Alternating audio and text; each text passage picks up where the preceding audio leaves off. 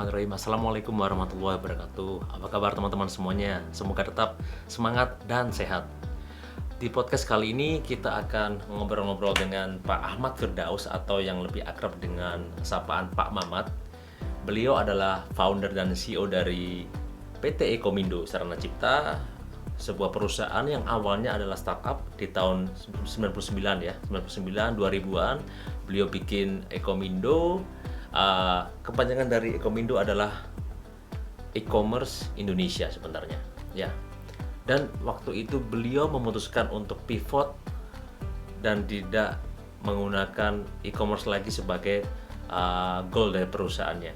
Nah, kita akan spesifik ngomongin tentang pivot. Ya, pivot. Apalagi di situasi pandemik seperti ini, di situasi new normal, di situasi pemulihan ekonomi. Pastinya banyak pelaku bisnis yang memikirkan dan melakukan pivot. Nah, kapan sih kita harus pivot dan faktor-faktor apa yang membuat kita harus pivot? Kita akan berbincang-bincang langsung dengan Pak Mamat, strateginya gimana dan gimana membuat pivot yang sukses. Oke, langsung aja kita akan ngobrol-ngobrol dengan Pak Mamat. Check it out. Bismillahirrahmanirrahim. Assalamualaikum warahmatullahi wabarakatuh. Waalaikumsalam warahmatullahi wabarakatuh. Pak Ahmad Firdaus atau yang akrab disapa Pak Mamat. Apa kabar Pak? Baik. Apa kabar Bagus? Alhamdulillah baik. Tetap sehat, semangat Pak ya di masa-masa Iya, seperti ini Pak ya. iya dong, harus dong. Harus ya. Walaupun banyak yang founder atau CEO yang pusing ya, tapi kita harus tetap semangat dan memikirkan jalannya Pak ya. Nah, Ya kalau yang atasnya aja nggak pede, apalagi yang bawahnya gimana dong? betul. Makanya message Harus itu kan harus mencontohkan. ter-deliver dengan baik ya. Semangatnya dari atasan ke bawahan itu energinya harus dapat. Betul. Pak Mamat, kita hari ini ngobrol-ngobrol tentang pivot, Pak. Seperti kita ketahui bersama, Pak, istilahnya kalau pivot itu kan kalau ngambil dunia basket itu kan kita memutar ya. Kalau dengan satu kaki kita putar, kalau ada lawan kita terhalang, Sambil minum ya? kita sambil ngopi. Oke. Kita muter supaya dapat akhirnya dapat tujuannya lah ya, seperti itu. Yap. Nah, dalam pivot di bisnis pun juga demikian Pak ya, untuk meraih tujuan goalnya ya tentunya untuk perusahaan goalnya making more profit atau reduce cost, intinya semua perusahaan sama ya untuk profit lah, untuk gain more revenue. Nah, ngomong-ngomong tentang pivot nih Pak, karena ada pengalaman menarik ya Pak Mamat sebagai founder dan CEO di Ekomindo. Ekomindo kan sekarang dikenal sebagai salah satu SI, System Integrator, dan partner yang gold partner ya di Microsoft Pak ya, correct me if I'm wrong. Dan banyak sekarang klien-kliennya di perbankan Pak ya, di financial service industry. Dan kemudian sekarang Ekomindo juga ada unit bisnis lain, Poinin Pak ya, itu startupnya Ekomindo yang bergerak di bidang loyalty program Pak ya, gitu. Mungkin bisa diceritain awal-awal Ekomindo Pak, karena kan nama Ekomindo sebenarnya e-commerce Indonesia dan waktu itu berdiri tahun 2000 awal Pak ya. Itu 1999. 1999. Oke. Dan di saat seperti itu sebenarnya pangsa atau pasar e-commerce belum begitu booming Pak ya. Belum begitu banyak, dan gimana tuh Pak ceritanya akhirnya bisa jadi akhirnya memutuskan untuk pivot ke jadi sistem integrator, custom development sampai managed service gitu ya, bisnisnya Ekomindo. Mungkin bisa di sharing Pak ke teman-teman. Ya, sebenarnya sih gini ya. Kalau kita bicara Darwin misalnya, teori evolusinya Charles Darwin, intinya kan survival of the fittest ya. Jadi bukan orang yang paling kuat yang bertahan, tapi orang yang paling mampu beradaptasi dengan keadaan. Basically kan sebetulnya kan itu berlaku umum dari dulu maupun sekarang. Mau kata tentang personal maupun kata tentang organisasi, sebetulnya mirip-mirip lah. Nah, waktu dulu pertama kali saya bikin Ekomindo perusahaan.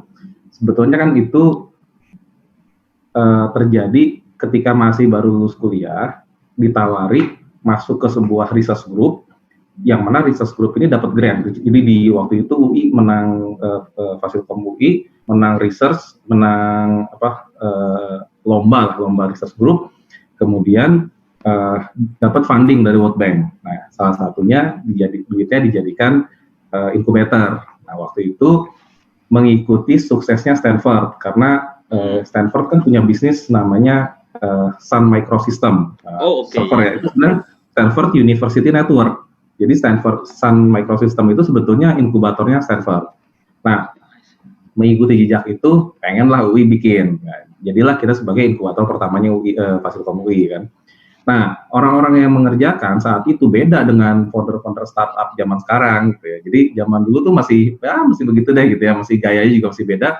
Nah, salah satu yang dulu terjadi adalah kita bangun satu aplikasi, bangun satu bisnis. Waktu itu lagi keren-kerennya adalah e-commerce, bareng sama Alibaba, bareng sama Amazon gitu kan. Di luar negeri itu kan udah ada mulai kayak gitu. Alibaba itu dulu belum e-commerce ya, cuma ngedaftarin barang-barang yang istilahnya website untuk produk-produk yang ada di China. Nah, habis itu tapi transaksinya masih offline. Kalau Amazon dia jualan buku terkenalnya kan. Yeah. Nah, eBay udah ada juga, waktu itu lelang online. Nah, di Indonesia salah satu yang berinisiatif masuk sana sebetulnya adalah Indosat. Indosat itu waktu itu punya anak perusahaan namanya Indosatcom. Nah, dia bikin online marketplace tapi untuk B2B. Nah, kita bantu di sana sebagai application developers-nya. Nah, Ekomindo sendiri memang banyak fokus di e-commerce, namanya saja sudah Ekomindo kan, Electronic Commerce Indonesia. Yeah, jadi singkatannya itu Electronic Commerce. Bisnisnya bikin aplikasinya hampir semuanya ngait sama Electronic Commerce. Dulu bikin aplikasi buat beli pulsa online, kayak gitu, semacam kayak gitu. Nah, tetapi waktu itu kan semua dibangun atas suatu mimpi yang sebetulnya belum waktunya, kayak tadi Bagus bilang, sebenarnya itu belum terlalu visioner atau terlalu ngimpi gitu ya. Jadi bagus di atas kertas tapi tidak bagus in reality gitu. Okay. Nah, bahkan perusahaan-perusahaan yang diinvest besar kayak di Indonesia saat itu ada yang namanya Astaga.com, itu jutaan dolar juga diinvestasi, hancur juga, banyak deh pokoknya. Nah, waktu itu kenapa kita memutuskan untuk pivot? Sebenarnya balik lagi karena di awal-awal kita berusaha menjadi pemain e-commerce, tetapi ternyata dalam perjalanannya kita menganggap bahwa bisnis e-commerce itu tidak bisa menghasilkan revenue yang nyata. Tidak bisa menghasilkan revenue yang nyata sedemikian rupa sehingga kayaknya itu nggak make sense saat itu ya, hitung-hitungannya kami ya. Nah, akhirnya suatu hari saya lagi di Depok, waktu itu lagi di Margonda. Saya memperhatikan di saat itu ada tren yang namanya warung tenda. Jadi orang-orang pada saat itu sering ngopi atau nongkrong di warung, namanya warung tenda gitu kan. Jadi orang jualan kopi dan lain sebagainya. Nah, itu laku keras di daerah Blok M, daerah Grogol, tempatnya Trisakti dan lain sebagainya. Nah, mulai banyak bermunculan di Margonda orang-orang yang jualan warung tenda. Tetapi saya perhatikan kok sepi. Jawabannya sebenarnya simpel, anak UI nggak punya duit, ya kan? Tingkat kelas ekonominya kan beda sama Trisakti, beda sama yang universitas swasta ya. Rata-rata kan daya belinya rendah. Nah, sehingga di Margonda itu meskipun banyak warung tenda tiap 10 meter itu sepinya luar biasa. Kemudian saya bilang sama teman-teman, tapi ada satu orang yang untung dari itu semua, yaitu orang yang jualan tenda. Iya, betul. Ya, jadi saya bilang, ini nih e-commerce nih kayaknya nih semua orang pada rame-rame bikin e-commerce, website dan lain sebagainya, kayaknya kok sepi gitu pasarnya, cuma hype doang. I don't think it's right. So kita pivot, kita bilang udahlah, saya bantu bikinin aja website e-commerce-nya. So we get cash langsung dibayar cash. Ya memang pada akhirnya justru klien-kliennya banyak yang berguguran. karena kan yang kliennya kan bikin warung tenda, sementara kita jualan tenda kan. Iya, betul. Jadi sebetulnya kalau ditanya kenapa kita pivot, jawabannya ya karena saat itu paradigmanya adalah paradigma profit oriented. Sementara bisnis-bisnis e-commerce saat itu sebenarnya menggunakan paradigma bisnis e-commerce yang sekarang, yaitu valuation oriented. Jadi berusaha membesarkan valuasi tanpa peduli apakah untung atau tidak. Nah, padahal sebenarnya itu bukan atau belum zamannya, kalau belum zamannya lah di Indonesia. Nah, akhirnya ya sudah kita itu pivot pertama kita tuh. Jadi dari yang tadinya kita bareng-bareng sama beberapa company untuk bikin ya e-commerce, akhirnya kita cuma fokus ke membangunkan e-commerce, dibayar tunai selesai gitu kan. Ya. Nah, ya alhamdulillah masih bisa bertahan. Kemudian dari situ punya bekal kan, punya keuntungan lah, yang notabene keuntungannya real kan, cash kan.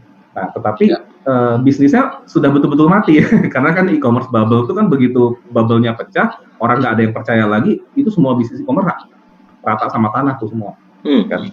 Nah, kemudian kita berusaha cari bisnis lain. Sebetulnya saya aim untuk masuk ke finansial, waktu itu perbankan dan lain sebagainya, tapi nggak punya cukup kredibilitas untuk bisa masuk ke sana. Apa yang terjadi? Ya sudahlah, kita ambil low hanging fruit kan, bisnis apa yang gampang kita masukin, tetapi keuntungannya cukup baik. Nah, waktu itu kita coba bikin ERP, bikin zaman dulu itu kan yang terkenal tuh SAP gitu ya, bikin sistem untuk supply chain dan lain sebagainya. Benar. Ya tentu tidak setara dengan SAP ya. Tapi dari situ kita belajar untuk membangun satu aplikasi yang basisnya adalah bisnis proses. Kalau e-commerce dan lain sebagainya kan basisnya bukan bisnis proses, basisnya adalah user experience kan. Jadi kita bangun bisnis yang bikin aplikasi yang enak gitu user experience-nya. Tapi kalau ERP kita bangun aplikasi yang basisnya adalah proses bisnis. Nah, begitu kita menjalankan itu, orang-orangnya udah tahu, ilmunya udah punya, baru pada saat tertentu kita berani punya memberikan tawaran ke finansial industri kan. Saya punya pengalaman begini. Jadi kita masuk ke ERP itu sebenarnya pada dasarnya cuma batu loncatan aja supaya kita bisa masuk ke financial industry sebenarnya. Jadi dari awal M-nya memang sudah ke sana. Nah, terus kemudian dari sana kita punya track record, credibility. Nah, yang menariknya lagi adalah karena M-nya itu sudah ke sana, jadi saya ingat banget tahun 2001 ya, itu .NET, NetCore itu masih beta. Jadi kalau sekarang kan ada NetCore 45 dan lain sebagainya, ini masih beta nih. Kita bilang, saya mau bangun kompetensi di NetCore ini selama 3-4 tahun. Nah, jadi selama 3-4 tahun itu kita bangun semua proyeknya itu kita pakai NetCore semua tuh. Hampir, jadi yang tadinya kita pakai PHP semuanya, PHP semua, itu kita drop semua, kita ganti NetCore semua. Nah, jadi selama 3 tahun kita bangun. Nah, begitu tahun 2004, NetCore-nya kan udah mulai terkenal, udah mulai banyak diminta di mana-mana. In the end, ketika bidding, kita satu-satunya yang punya portofolio NetCore banyak. Yang lain semua nol, ya kan? Jadi biddingnya menang terus tuh di tahun 2004 itu. Tapi ya tahun 2001 sampai tahun 2004 ya tengah mati, mengap-mengap kan. Nah, jadi intinya sebenarnya di saat itu memang kita memang jadi ini beda case kalau di awal kita pivot itu karena ngelihat bisnisnya itu mati dan kita memang harus pindah. Tapi kalau yang kedua kita pindah itu ya sebetulnya memang direncanakan, memang ini hanya stepping stone aja menuju ke bisnis yang berikutnya. Yaitu jadi kalau ditanya alasan pivot itu apa, ya tergantung karena kita sadar bahwa ini bisnis akan mati, atau bisa juga karena ini memang pivot yang direncanakan gitu. Karena menarik Pak ya. Jadi kita harus ngelihat market juga Pak ya. Kalau kelihatannya marketnya memang tidak memungkinkan, sebagai seorang CEO juga kita nggak boleh terlalu idealis ya Pak ya. Jadi mau nggak mau kita harus kalau katakanlah marketnya tidak. Jangan jatuh cinta sama produk kita. Iya, jangan terlalu jatuh cinta juga ya. Jadi kalau misalkan kan banyak case Pak ya, banyak case juga why startup fail itu karena memang ketika tidak meet dengan marketnya, mereka mencoba tetap memaksakan, akhirnya ya cost-nya ya running out of cash lah, akhirnya tutup juga gitu. Itu banyak ditemukan juga. Jadi terus yang kedua saya tertarik tadi Bapak mengatakan lainnya pakai PHP, kita udah mulai beralih ke .NET atau NetCore ya. Nah itu Pak Mamat bisa prediksi bahwasannya ke depannya bahasa ini kemudian menjadi tren ya selain PHP. Pada waktu itu masih beta Pak ya. Kok berani juga Pak Mamat ngedrop semua yang tadi PHP base jadi semuanya .NET itu kan langkah yang Drastis. sangat-sangat krusial ya, iya drastis, Ya, radikal lah sekarang ya istilahnya radikal. radikal. Ya kita sekali-sekali harus radikal. Iya.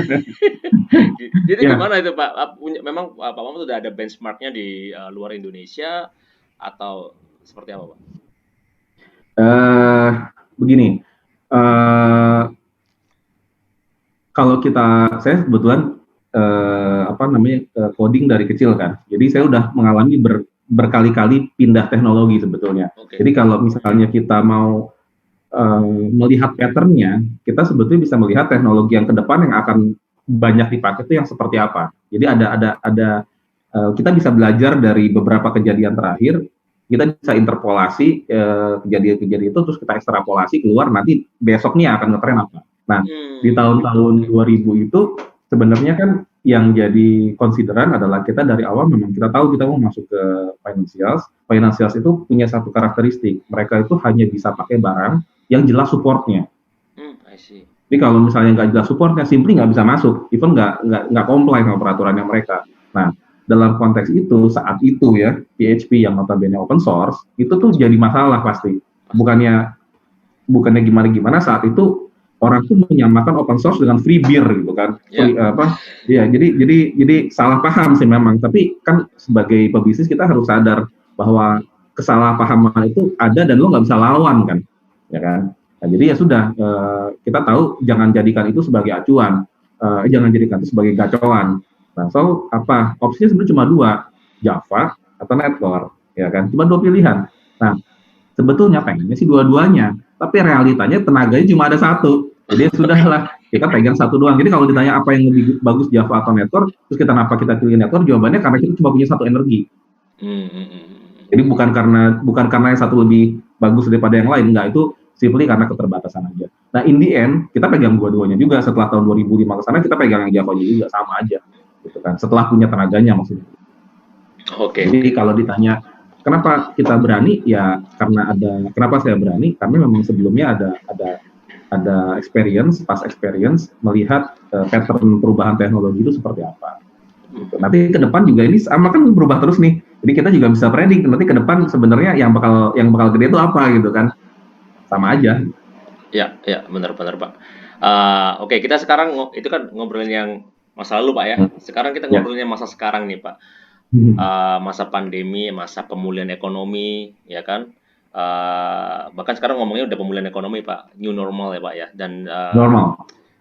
ya banyak banyak bisnis juga yang akhirnya pivot juga ya. Yang tadinya mungkin memproduksi cuman tekstilnya, cuman fashion, kaos segala macam.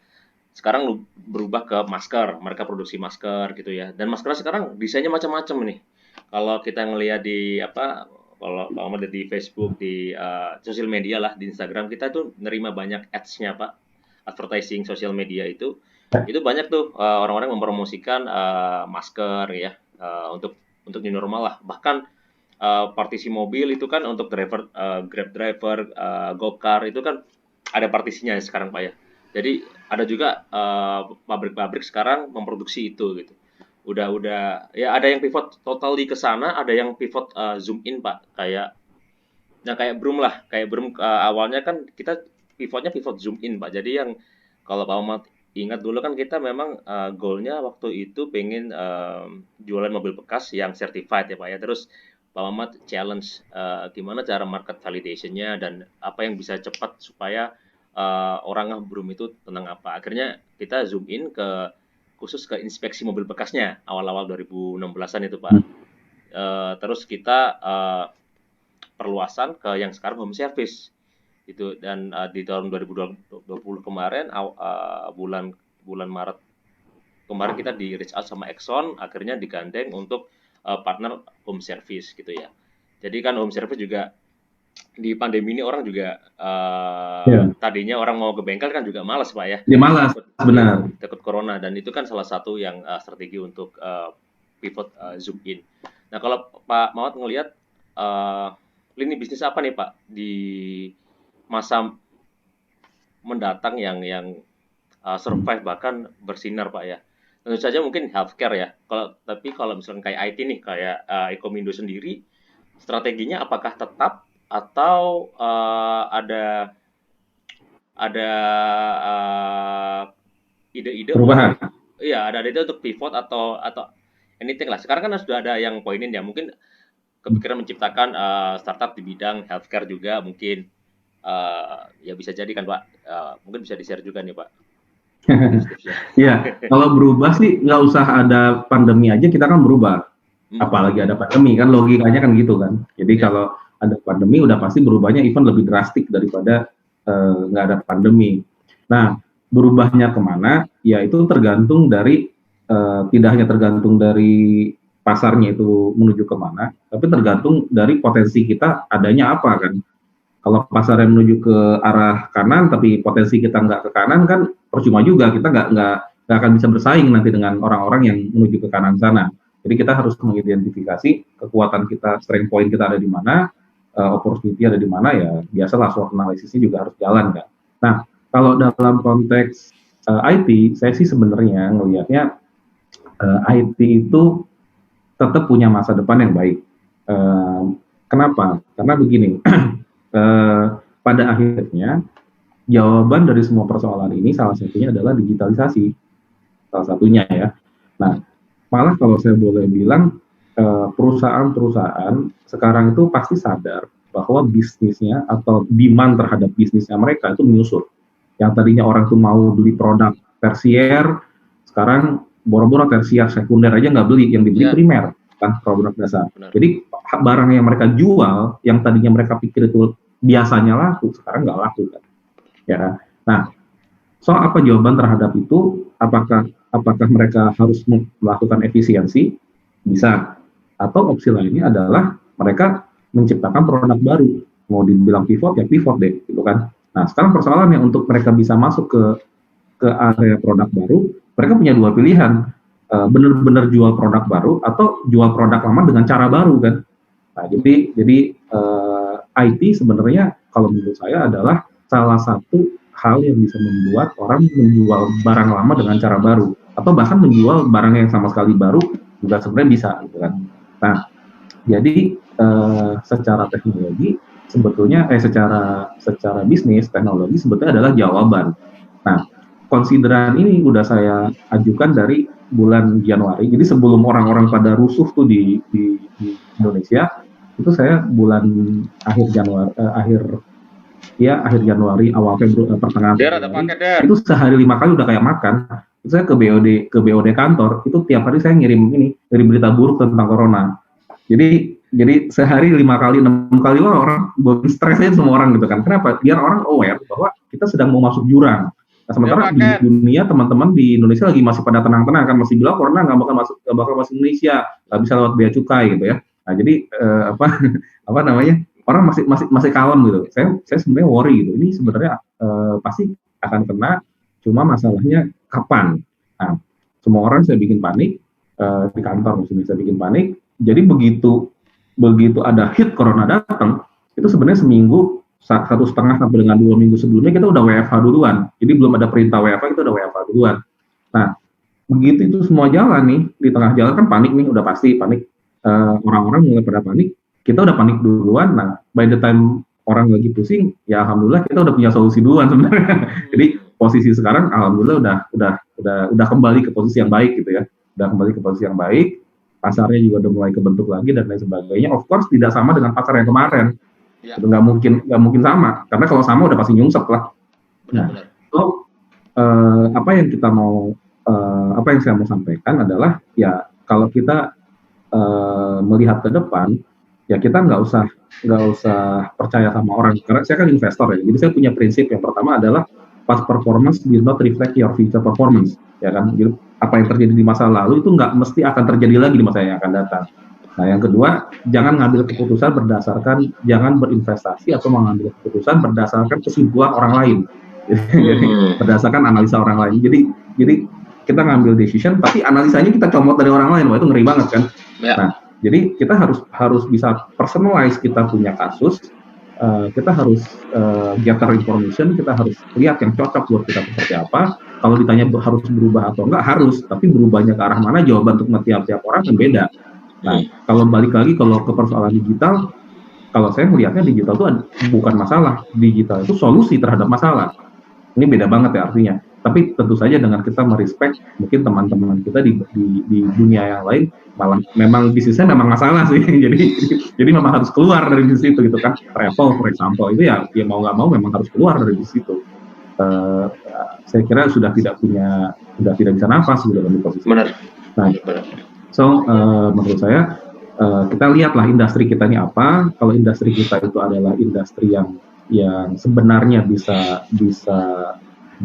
justru mengambil benefit dari pandemi ini, ya lakukan. Tapi kalau industri itu sebenarnya adalah industri mati, ya lo keluar cepat-cepat dari situ. So ngelihat industrinya juga Pak ya. Kalau klien-klien FSI Pak, ini ada meme-nya sih, ada meme-nya ya. Ada meme-nya itu what drive your client for digital information ya, ada pilihannya.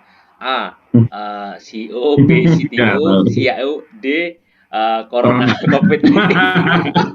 Jadi saya ngeliat juga, wah ini sampai segitunya memang orang mau nggak mau ya. Jadi digital transformation juga karena pandemi ini mau nggak mau ya. Tadi yang Pak Muhammad bilang digital transformation, digitalisasi ini merupakan solusi ya. Kalau saya ngeliat juga Pak, kayak bank besar ya kayak BRI, mereka juga bikin yang pasar terpadu di Noyo Malang. Nah, pasar itu udah di sanitize lah segala macam, terus deliverynya pakai Gojek gitu Pak. Ya udah mulai ke arah sana gitu.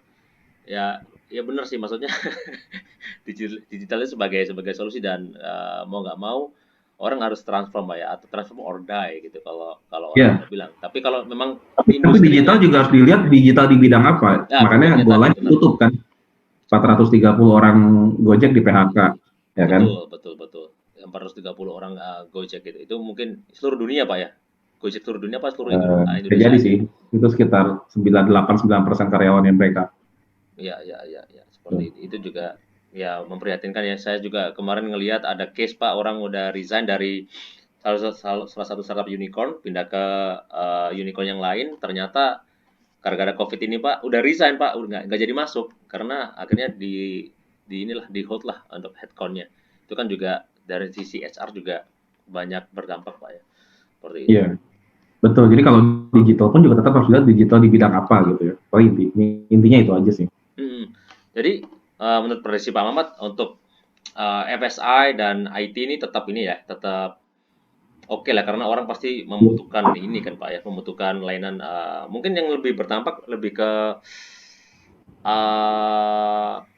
asuransi enggak sih ya, lebih ke apa ya, leasing terus perusahaan finansial yang multi finance itu yang akhirnya banyak kayak relaksasi, terus harus merestruktur installmentnya Pak, yang tadinya misalkan cicilannya berapa kali jadi lebih banyak lagi karena ada ada COVID ini ya, mungkin berdampak. Ya kalau finansial itu kan ada yang sifatnya mendanai konsumsi, konsumsinya sendiri juga berhenti. Betul. Ya kan? Jadi orang berhenti maksudnya dalam pengertian orang-orang yang tadinya punya uang untuk membayar biaya konsumsi itu menjadi tidak punya uang. Itu satu area yang udah pasti diselesaikan dengan cara restrukturisasi, ya kan? Utangnya kan nggak mungkin dihapus, yang ada juga direstrukturisasi. Nah, kemudian yang kedua adalah pembiayaan untuk produksi. Produksi dilihat juga produksi apa. Kalau produksinya adalah produksi barang-barang yang tersier, ya udah pasti bakal sulit juga. So basically sebenarnya kasus sekarang sama kasus ya saya katakanlah 98 kan lain ya. Kalau tahun 98 orang tuh nggak percaya sama institusi perbankan, duit diras. Sekarang kan duitnya nggak kemana-mana, tetap ada. Cuma banknya nggak bisa menyalurkan pinjaman. Jadi mereka punya masalah PNL kan pasti kan. Nah, kalau bangkrut sih nggak, cuma punya masalah PNL. Ini balik lagi si banknya itu harus kreatif, dia mau melakukan pembiayaan apa. Oke. Jadi balik lagi ke masalah pivot Pak. Kalau ditanya kapan pivotnya, kita ngelihat market dan itu kan harus punya sense atau berdasarkan data atau gimana Pak biasanya Pak? Yang Pak Ahmad lakukan ketika orang kapan nih yang harus saatnya kita harus pivot, kita saatnya harus melakukan sesuatu yang tadi Bapak bilang juga harus kreatif. Nah, itu kapan sih seorang pebisnis itu merasa memang ini saatnya kita harus pivot? Nah, itu kapan, Pak? Oke, Oke, mungkin mungkin ada satu istilah lagi ya, selain pivot kan istilah itu tweak ya. Jadi Tweak. jadi kalau tweak itu kita ngubah sedikit, kalau pivot itu kita ngubah drastis kan. Ya. Nah, kalau tweak menurut saya itu harus dilakukan setiap saat. Kalau orang nggak melakukan tweak, itu artinya dia tidak belajar dari situasi yang kemarin. Nah, jadi itu sesuatu yang harus dilakukan terus. Um, tetapi kalau kita bicara tweak itu buat saya kayak semacam improvement lah jatuhnya ya. Tapi kalau pivot itu artinya kita sudah merasa bahwa bisnis yang kita jalani ini tidak bisa menjawab, tidak bisa menghasilkan ekspektasi yang kita rencanakan.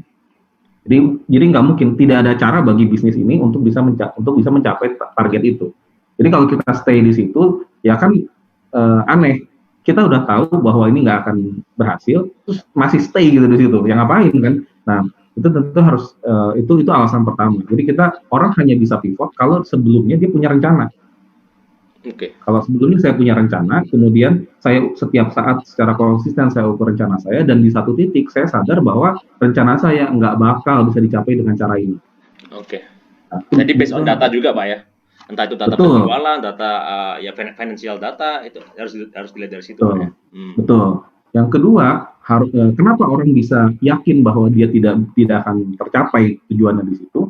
Karena dia bisa melihat, bisa memprediksi masa depan, bisa bisa menerka itu, mengira-ngira oh nanti masa depannya itu bakal kayak gini, sehingga cara saya ini apapun yang saya lakukan ini nggak akan nyampe itu di situ. Nah, bagaimana caranya orang bisa memprediksi masa depan? Ya dia harus bisa punya wawasan kan bahwa situasi itu berubah setiap saat. Malah kalau orang kan ada istilah VUCA ya, jadi semuanya harus dianalisis itu. Nah, semua hal harus dianalisis, baik perubahan teknologi, perubahan budaya, perubahan sosial budaya gitu ya, perubahan ekonomi dan lain sebagainya, itu harus selalu dilihat. Nah, belum lagi hal-hal mikro semacam kompetisi. Tapi biasanya kalau perubahan kompetisi itu cenderungnya ditweak sih, bukan di pivot. Nah, pivot itu sebenarnya kalau ada perubahan yang PES lah, politik, ekonomi, sosial, teknologi. Kalau ada satu aja di antara empat ini berubah, nah itu kemungkinan pivotnya gede tuh.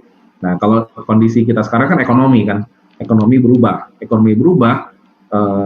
bahkan sosial juga bisa, kalau saya boleh bilang, sosial juga kena sih sebenarnya, ya kan. Jadi dua hal ini berubah, udah pasti kita bakal pivot, sebetulnya mungkin enggak. Intinya sih itu aja. Jadi faktornya satu adalah kemampuan kita mencapai target, kelihatannya tidak akan tercapai. Yang kedua yaitu sense kita terhadap pes tadi itu. Benar-benar. Apalagi di ini Pak ya, yang ya sebelum COVID inilah. Sebelum COVID kan PES kan tadi kan ada politik, ekonomi, sosial, teknologi ya. Ya. Teknologi kan disrupt almost everyone, everything Yes. Pak ya. Bahkan mungkin perusahaan raksasa banyak yang nggak tahu apakah foundernya memang telat menyadari ini, mereka nggak mau pivot, mereka nggak mau nge-tweak, akhirnya mereka ya didisrupt oleh startup. Kita lihatlah banyak kayak Blockbuster apa segala macam udah kena lah imbasnya oleh Netflix. Harusnya kan mereka juga menyadari itu. Apakah mereka tadi yang Pak Mo bilang, apakah mereka terlalu mencintai produknya? Apakah mereka nggak bisa apa ya memikirkan yang lain atau gimana? Bahkan kayak BlackBerry Pak, BlackBerry kan juga kan diserap juga Pak ya istilahnya. Dulu Ya. mereka unggul dengan BlackBerry Messenger-nya, cuman ketika operating system itu udah mengarahnya trennya ke antara iOS atau Android, mereka tetap dengan operating sistemnya kalau nggak salah apa ya, BlackBerry itu saya lupa sih, macam-macam kan selalu update kan dia OS-nya. Mereka tetap gitu. Nah, itu lebih ke kalau Pak Mamat membaca itu lebih ke memang foundernya memang tetap idealis, tetap push the market, pengen nge-push produknya ini loh. Produk gua jagoan, lu harus pakai produk ini.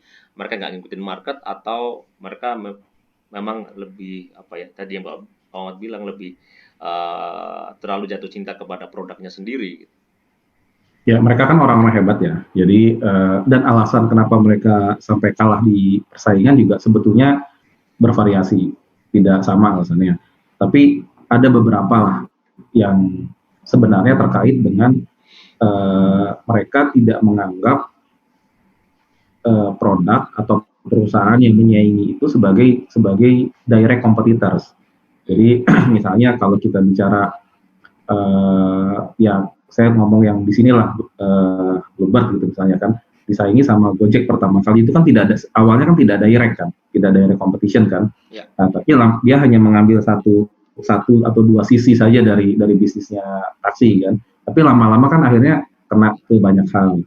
Nah, cases yang sama juga dengan misalnya Blockbuster tadi keambil sama Netflix dan lain sebagainya itu kan orang juga mungkin tidak menganggap itu sebagai direct kompetitor, tapi lama-lama akhirnya mengambil. Itu ada yang karena dia tidak menganggap sebagai direct kompetitor. Oke. Yang ada juga yang penyebab kenapa mereka tidak pivot itu ya karena dari sisi mereka tidak percaya bahwa bisnis itu akan growing.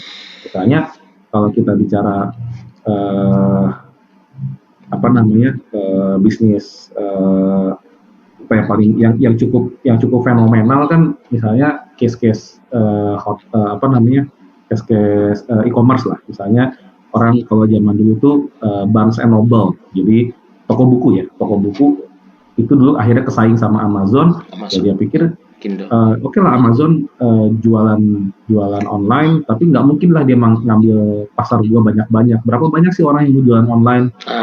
Akhirnya dia memutuskan untuk bikin juga saingannya Amazon, tapi DNA-nya dia kan bukan DNA teknologi ya. Akhirnya di pasar online dia kalah, sementara pasar online-nya sendiri itu berkembang di saat pasar fisiknya menyusut. Nah, jadi dia salah prediksi, dikiranya pasar online itu tidak akan berkembang. Nah, kalau saya sih melihatnya itu dua alasan yang sering terjadi ya, tapi variasi alasannya sebenarnya banyak. Oke. Yang mereka orang-orang hebat sih cuma ya mungkin salah aja. Nokia tuh yang sebenarnya agak menyesakkan dada itu ya. Karena Nokia tuh jangan salah loh, Nokia tuh perusahaan yang pandai berpivot loh. Aslinya dia perusahaan penerbangan hutan kok. Tahu kan Nokia aslinya tuh dia perusahaan penerbangan kayu. Penerbangan kayu? Saya baru tahu kalau. Iya, Nokia. Coba aja cari story-nya. Oke. Dia pivot berkali-kali, nah giliran dia sekarang di elektronik malah kalah. Oke. Padahal secara kualitas material handphonenya kan sangat bagus sekali Pak ya, Nokia itu ya Pak, yang paling keren lah sampai saat ini. Cuman ya itu kan orang sekarang udah ke aplikasi game segala macam. Yes. Makanya saya pakai iPhone dari semenjak iPhone pertama kali keluar. Tahu nggak karena apa? Karena dia punya satu jargon yang menurut saya benar dan orang tidak realize, tapi saya yakin suatu saat semua orang akan menyadari itu, yaitu this is not cell phone, this is iPhone. This is not cell phone. This is iPhone. This is not cell phone. This is iPhone. This is iPhone. Oke. Saya tidak menjual handphone. Saya tidak. Kalau di Amerika kan mereka nyebutnya kan cell phone ya, atau bukan mobile phone ya. Nah, this is not cell phone. This is iPhone. Jadi saya tidak jualan handphone yang kayak Nokia, Samsung itu enggak. Saya jualan iPhone. This is different things. Apa yang membuat ini different sama yang lain? Ya karena handphone dipakai buat nelfon. Ini bukan buat nelpon. Ini bisa buat main game, bisa buat chatting, bisa buat browsing. Jadi fungsinya itu bukan nelpon aja. Benar. Dan itu sekarang Apple udah kayaknya udah valuasinya udah mau triliun dolar sih kalau kita baca ya. Gila-gilaan sih. Ya. Pak, mungkin terakhir Pak, pesan-pesan buat yang entrepreneur Pak ya di Indonesia ini. Saya nggak young gitu. Apa? Saya nggak young. Yang sih Pak, masih under 40 kan Pak? Oke. Ya mungkin dalam relatif ini yang mau mulai berbisnis Pak, kita ngelihat dengan mungkin ada yang maju mundur Pak, yang ngelihat wah masa COVID nih mereka maju mundur mau bisnis atau enggak. Nah, ada nggak Pak pesan-pesannya buat seseorang yang mau mulai usaha gitu Pak? Mulai usaha apa mulai startup itu beda soalnya. Oke, mulai startup deh, mulai startup. Gini, startup itu adalah eksperimen bisnis. Oke. Bukan usaha ya. Kalau kita bikin bikin toko kelontong kayak Alfamart itu bukan startup. Ya. Bisnis modelnya udah jelas, yang harus dilakukan juga udah jelas, semuanya udah jelas, asal dilakukan dengan baik, segalanya sebetulnya itu jelas lah keuntungannya. Meskipun juga nggak bisa gede-gede amat.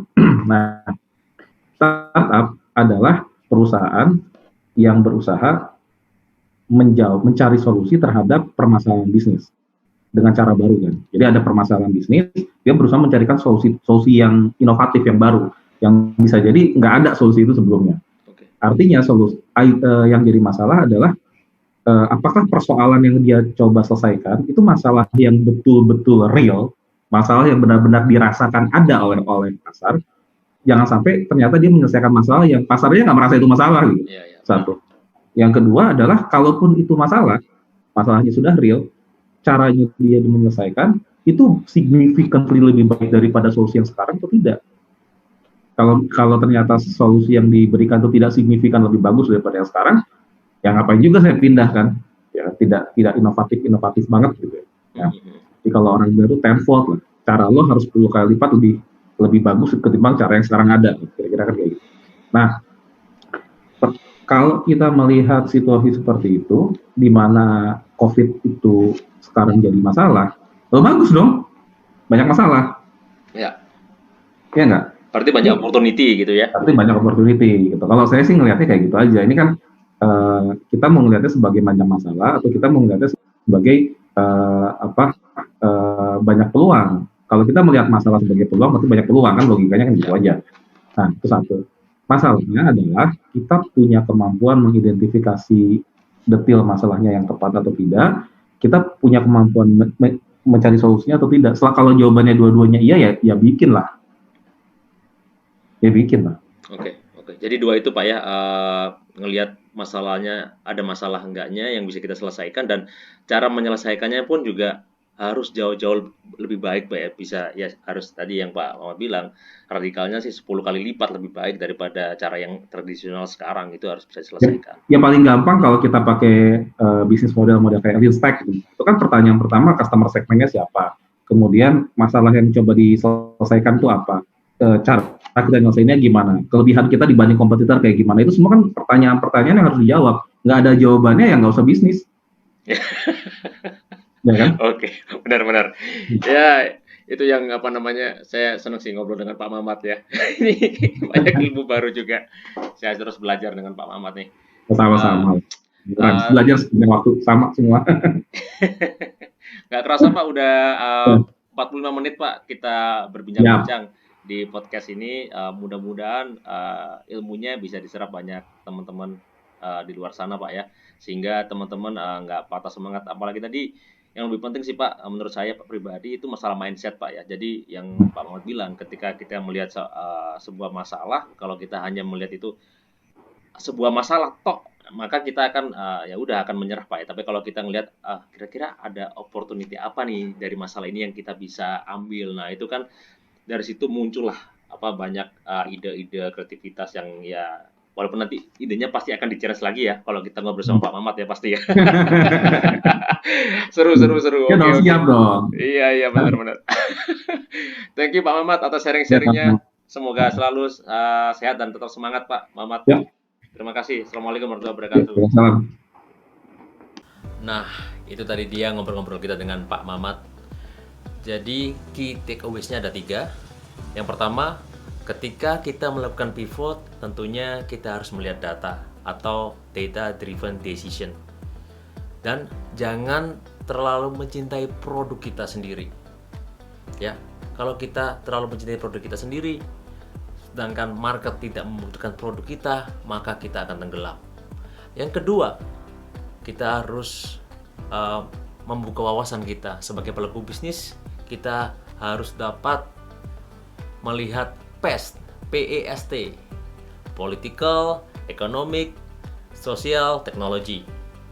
Bagaimana 4 faktor tadi, PEST tadi, secara global berpengaruh kepada Indonesia, berpengaruh kepada yang lebih mikro lagi, lini usaha atau lini bisnis kita.